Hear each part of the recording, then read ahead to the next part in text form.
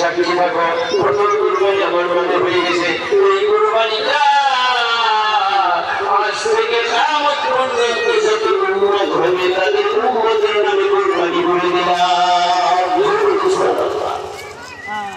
আমার নামে আপনার নামে কুরবানি করে মদিনা চলে তুমি নবীগণ সব ছেড়ে গেলাম তোমরা আপত্তি করি তোমরা একটু মুখ ফিরে মানো কবরের পাশে দাঁড়াও মৌতের কথা চিন্তা করো আর দুনিয়ার যাই করো না করো আল্লাহকে ভয় করো আর লম্বা করি না কোনো কষ্ট দিছে আপনাদের